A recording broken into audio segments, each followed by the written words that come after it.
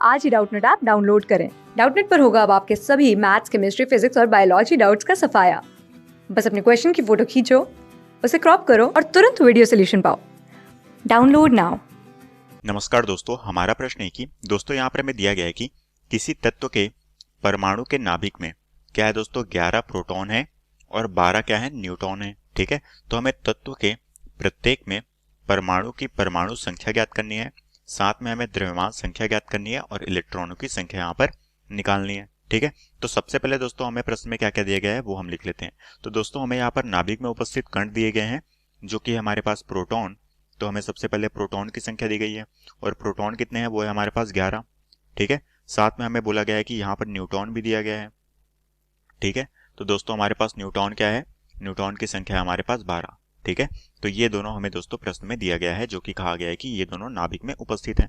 ठीक है, अब दोस्तों हम जानते हैं कि हमारे प्रोटॉन क्या होते हैं। प्रोटॉन होते हैं दोस्तों हमारे पास धनावेशित कण, जिसमें क्या होता है धनावेश होता है। और न्यूट्रॉन क्या होता है दोस्तों, न्यूट्रॉन होती है हमारी उदासीन कण। ठीक है, तो ये होगा हमारा उदासीन कण। ठीक है, क्योंकि इसमें कोई भी आवेश नहीं होता। तो अब दोस्तों हम जानते हैं कि हमारे परमाणु क्रमांक, हमारा परमाणु क्रमांक, दोस्तों यहाँ पर हमें परमाणु क्रमांक भी निकालना है जो कि हमारा क्या कहलाता है, परमाणु संख्या कहलाती है। ठीक है, तो परमाणु क्रमांक क्या होता है दोस्तों, वो होती है हमारी प्रोटॉनों की संख्या। ठीक है, तो दोस्तों हम यहाँ से परमाणु क्रमांक निकाल सकते हैं। ठीक है, जो कि हमारी क्या होती है, प्रोटॉनों की संख्या के बराबर होती है। ठीक है, तो यहाँ से दोस्तों हमारी परमाणु क्रमांक कितना आ जाएगा, यहाँ से हमारे पास जो परमाणु क्रमांक प्राप्त होगा वो हमारे पास प्रोटॉनों की संख्या यहाँ पर कितनी है, वो है हमारे पास 11। तो हम कह सकते हैं कि हमारे पास परमाणु क्रमांक कितना होगा, वो होगा यहाँ पर 11।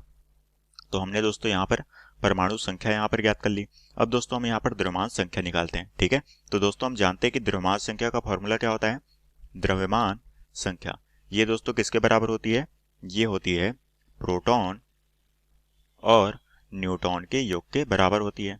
ठीक है, तो हम यहाँ पर क्या करेंगे, प्रोटॉन और न्यूट्रॉन की संख्याओं का योग करेंगे, वही हमारा क्या होगा, द्रव्यमान संख्या होगी जो कि हमारे नाभिक पे होती है। ठीक है, तो अब दोस्तों प्रोटॉन की संख्या कितनी है, वो है 11, न्यूट्रॉन की संख्या कितनी है, वो है 12। ठीक है, तो यहाँ से हमारे पास कितना आ गया, यहाँ से आ गया हमारे पास 23।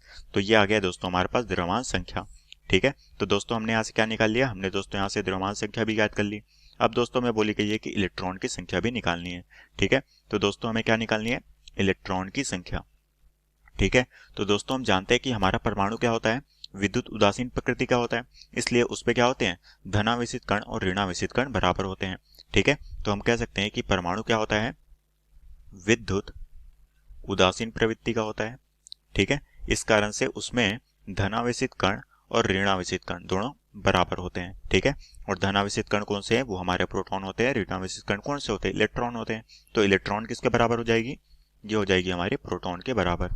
ठीक है, तो प्रोटॉन की संख्या हमारे पास कितनी है, वो है 11, तो इलेक्ट्रॉन की संख्या भी कितनी आ जाएगी, वो आ जाएगी 11। ठीक है, तो हम कह सकते हैं कि यहाँ पर इलेक्ट्रॉन कितने हैं, इलेक्ट्रॉन की संख्या भी आ जाएगी हमारे पास 11।